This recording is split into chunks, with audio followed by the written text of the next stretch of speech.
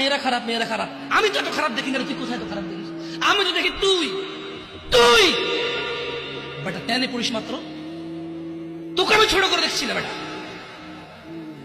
তুমি বের হও, ছবি পাঠাও, ছবি পাঠালে হাত কেটে ফেলবো আমি। দেখো আমি বিশের বোতল নিয়ে আসি, ছবি পাঠাও। তুই বেটা আমার বোনটাকে বেটা ফুসলে শুস বেটা ফাজিল। মেয়েরা খারাপ, মেয়েদের খারাপের কারণে দুনিয়া শেষ। তুই কে রে? তুই কি? তুই কি মেয়েরা খারাপ?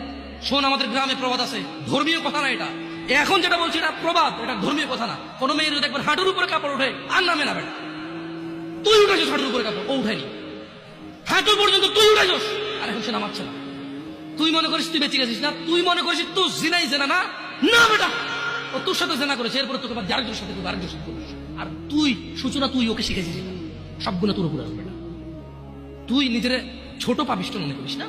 তুই মনে করিস কি হয়েছে, আমি তোকে চুমাই নিছি, আমি তোকে বলছি ছবি তুলে পাঠাও, টয়লেটে যাও, ব্লাউজ খুলে ছবি তুলে পাঠাও, জামা খুলে ছবি তুলে।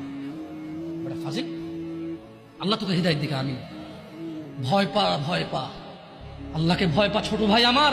সবাই বুড়া হয়ে মরে না, বহু মানুষ যৌবন্ত অবস্থা মরে যায়। ছোট ভাই আমার, তোর ঘরেও বোন আছে, ভয় পা, আল্লাহকে ভয় পা। তুই এত বড় অপরাধ লিপ্ত হইস না। তুই মেয়েদের হাঁটু পর্যন্ত কাপড় তুলিস না, খবরদার, খবরদার, তুই করিস না।